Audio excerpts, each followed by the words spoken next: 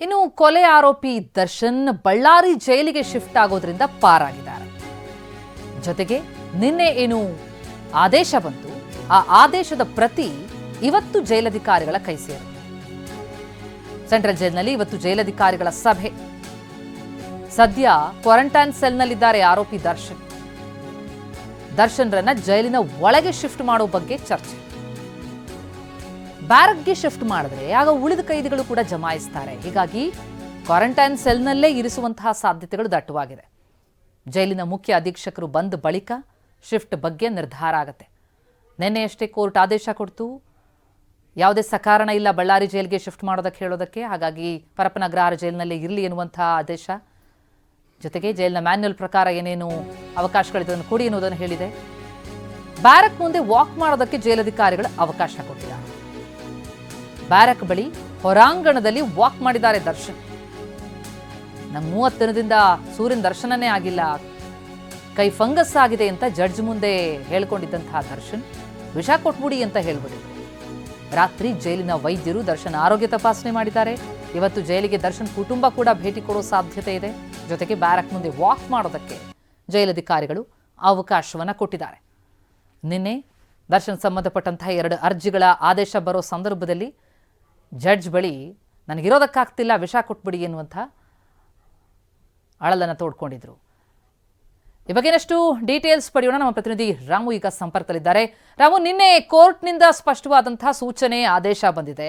ಪರಪ್ಪನ ಅಗ್ರಹಾರ ಜೈಲಲ್ಲೇ ಇರಬೇಕಾಗತ್ತೆ ದರ್ಶನ್. ಆದರೆ ಅವ್ರಿಗೇನು ಕೋರಿಕೆ ಇತ್ತು, ಓಡಾಡೋದಕ್ಕೆ ಅವಕಾಶ ಬೇಕು ಅಂತ, ಅದಕ್ಕೆಲ್ಲ ವ್ಯವಸ್ಥೆಗಳಾಗಿದೆಯಾ? ಜೊತೆಗೆ ಅಲ್ಲಿ ಕ್ವಾರಂಟೈನ್ ಸೆಲ್ನಿಂದ ಬೇರೆ ಕಡೆ ಶಿಫ್ಟ್ ಮಾಡೋ ವಿಚಾರಕ್ಕೆ ಸಂಬಂಧಪಟ್ಟಂತೆ ಇವತ್ತೊಂದು ನಿರ್ಧಾರಕ್ಕೆ ಬರ್ತಾರಾ? ಹೇಗಿದೆ ಅಲ್ಲಿನ ಚಿತ್ರಣ ಅಂತ? ಹೌದು ಪ್ರತಿಮಾ, ಏನು ರೇಣುಕಾಸ್ವಾಮಿ ಕೊಲೆ ಪ್ರಕರಣದಲ್ಲಿ ಜೈಲು ಸೇರಿರುವ ದರ್ಶನ್ ಅಂಡ್ ಗ್ಯಾಂಗ್ ಬೀಸೋದನ್ನೆಲ್ಲ ತಪ್ಪಿಸ್ಕೊಂಡಿದ್ದಾರೆ ಅಂತಾನೆ ಹೇಳ್ಬೋದು. ಅಂದ್ರೆ ಏನು ನಿನ್ನೆ ಕೋರ್ಟ್ ನಲ್ಲಿ ಬಳ್ಳಾರಿಗೆ ಶಿಫ್ಟ್ ಅರ್ಜಿ ಏನಿತ್ತು ಅದು ವಜಾ ಆಗಿರುವಂತದ್ದು. ಇದರ ಬೆನ್ನಲ್ಲೇ ಅಂದ್ರೆ ಕೋರ್ಟ್ ಒಂದು ಆದೇಶ ಮಾಡಿದೆ. ಅಂದ್ರೆ ದರ್ಶನ್ಗೆ ಜೈಲಿನ ಮ್ಯಾನ್ಯುವಲ್ ಅಂತೆ ಏನೇನು ಕೊಡಬೇಕು ಅನ್ನೋದ್ರ ಬಗ್ಗೆ ಒಂದು ಆದೇಶ ಮಾಡಿದೆ. ಅಂದ್ರೆ ಬೆಡ್ಶೀಟ್ ಇರ್ಬೋದು, ದಿಂಬಿರ್ಬೋದು, ಮತ್ತೆ ಹಾಸಿಗೆ, ಅಂದ್ರೆ ತೆಳ್ಳನಾದಂತ ಹಾಸಿಗೆ ಅಂತ ಇರೋದು ಕೊಡುವಂಥದ್ದು. ಇದ್ರ ಬಗ್ಗೆ ಒಂದು ಆದೇಶ ಮಾಡಿದ್ರೆ ಇದೇ ವಿಚಾರವಾಗಿ ದರ್ಶನ್ಗೆ ಇವತ್ತು ಅಂದ್ರೆ ನಿನ್ನೆ ಸಂಜೆ ಕೋರ್ಟ್ ಆದೇಶ ಪ್ರತಿ ಏನಿದೆ ಜೈಲಾಧಿಕಾರಿಗಳಿಗೆ ಕೈ ತಲುಪಿರೋದು. ಇದ್ರ ಬಗ್ಗೆ ಇಂದು ಜೈಲಾಧಿಕಾರಿಗಳು ಹಾಸಿಗೆ ಇರ್ಬೋದು, ದಿಂಬಿರ್ಬೋದು ಕೊಡುವ ಬಗ್ಗೆ ಚರ್ಚೆ ಮಾಡ್ತಾರೆ.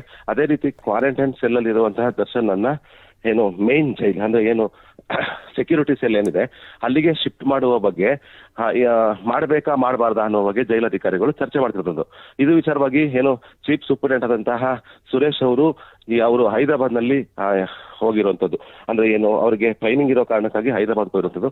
ಅವರು ಇಲ್ಲದ ಕಾರಣ ಅವರು ಬಂದ ಮೇಲೆ ಮೈನ್ ಜೈಲ್ಗೆ ದರ್ಶನ್ ಶಿಫ್ಟ್ ಮಾಡ್ಬೇಕಾ ಮಾಡಬಾರ್ದಾ ಅನ್ನೋ ಬಗ್ಗೆ ಚರ್ಚೆ ಮಾಡಿ ಶಿಫ್ಟ್ ಮಾಡುವಂತದ್ದು. ಅದೇ ರೀತಿ ನಿನ್ನೆ ದರ್ಶನ್ ಅವರು ನಾನು ಏನು ಬಿಸಿಲು ನೋಡಿ 1 ತಿಂಗಳಾಗಿದೆ, ನನಗೆ ವಿಷ ಕೊಟ್ಬಿಡಿ ಅಂತ ಹೇಳಿ ಏನು ನ್ಯಾಯಾಧೀಶರ ಮುಂದೆ ಅಳಲು ತೋಡ್ಕೊಂಡಿದ್ದು.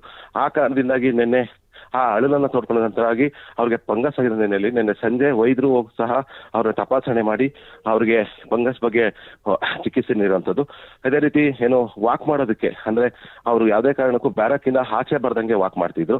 ಆ ಕಾರಣದಿಂದಾಗಿ ನಿನ್ನೆ ಅವರು ಅದನ್ನ ಹಳೆದ ತೋಡ್ಕೊಂಡಂತ ನ್ಯಾಯಾಧೀಶರ ಅಳಲು ತೋಡ್ಕೊಂಡಾಗ ಸೊ ಈಗ ದರ್ಶನ್ ಅವ್ರಿಗೆ ಬ್ಯಾರಕ್ ಹೊರಾಂಗಣದಲ್ಲಿ ವಾಕ್ ಮಾಡೋದು, ಅಂದ್ರೆ ಸಂಜೆ ಮತ್ತೆ ಬೆಳಿಗ್ಗೆ ವಾಕ್ ಮಾಡೋದಕ್ಕೆ ಅವಕಾಶ ನೀಡುವಂಥದ್ದು.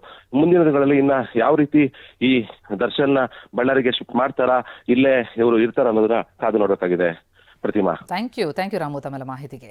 ಎಸ್, ಈಗ ಜೈಲಧಿಕಾರಿಗಳು ಒಂದು ನಿರ್ಧಾರಕ್ಕೆ ಬರ್ತಿದ್ದಾರೆ. ಒಂದು ಕ್ವಾರಂಟೈನ್ ಸೆಲ್ನಲ್ಲಿ ಇರಿಸಬೇಕಾ ಅಥವಾ ಬೇರೆ ಸೆಲ್ಗೆ ಶಿಫ್ಟ್ ಮಾಡಬೇಕಾ, ಅದರ ಬಗ್ಗೆ ಇವತ್ತು ಸಭೆ ಕೂಡ ಇದೆ. ಜೊತೆಗೆ ನಿನ್ನೆ ಕೋರ್ಟ್ನ ಆದೇಶದ ಪ್ರತಿ ಸೇರ್ತಾ ಇದ್ದಂತೆ ಕೋರ್ಟ್ ಕೊಟ್ಟಿರುವಂತಹ ಸೂಚನೆ, ಜೈಲಿನ ಮ್ಯಾನ್ಯುಯಲ್ ಪ್ರಕಾರ ಏನು ಅವಕಾಶಗಳು ಕೊಡ್ಬೋದೋ ಅದನ್ನು ನೀಡಿ ಅಂತ ಸೂಚನೆ ಕೊಟ್ಟಿದೆ.